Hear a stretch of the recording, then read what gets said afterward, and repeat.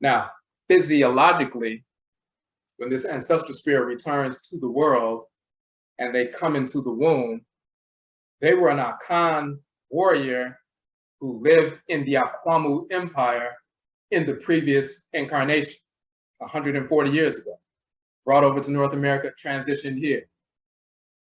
Over the past 140 years, they saw their children, grandchildren, great-grandchildren, great-great-grandchildren copulate with other individuals, mainly Black people from other ethnic groups like Yoruba, and Igbo, and Fang, and Ovambo, and all these different groups. Periodically, somebody falls off track or gets violated, raped, and so forth, and they get polluted with, some non-Black individual, but most of the people, different ethnic groups and so forth. Sometimes they are within the Akan ethnic group. They marry somebody within the Akan ethnic group. They don't even know that because they lost knowledge of their culture. But you reincarnate, you are the exact same Akan, specifically Akwamu Akan warrior from 140 years ago. You have now returned to the world. You are the exact same Akwamu warrior today that you were 140 years ago. Your blood may be mixed, Wotumi fra moja nanso, however, wo tumi mfra okra, your soul cannot be mixed.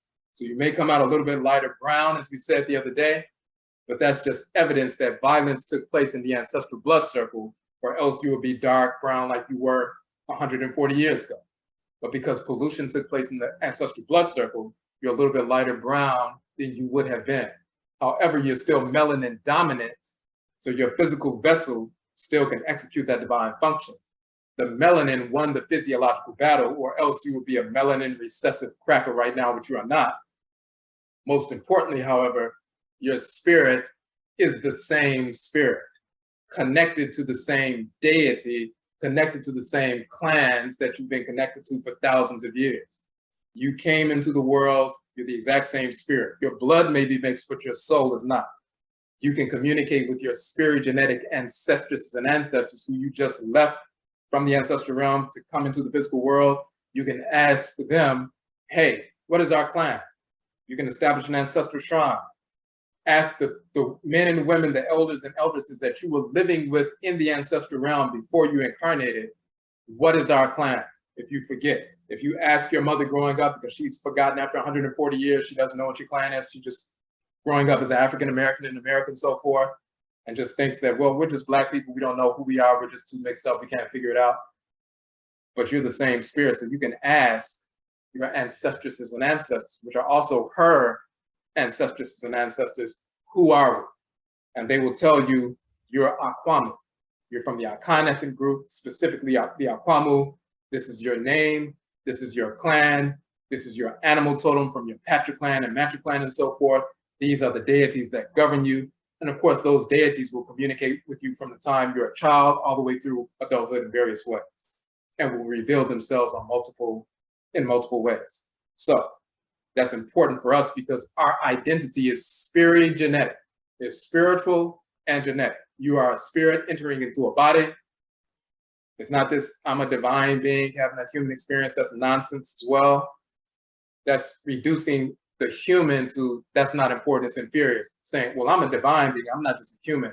I'm a divine being having a human experience. As if humanity or a human experience is inferior, so you want to be the higher thing. Once again, the whites and offspring, as quote unquote human beings, they know that they are inferior physiologically and spiritually to us. So they don't want to identify with being human because to them, human is inferior and they are inferior.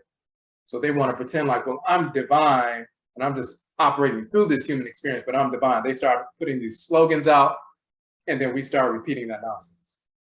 We are human beings. Nipa and Akan means human beings. Human beings, and that only refers to Black people only. We're the only true, authentic human beings. Human beings have a functioning creation. Plant life has a functioning creation. Animal life has a functioning creation. Mineral life has a functioning creation. You don't say, well, I'm not going to be human, I'm divine.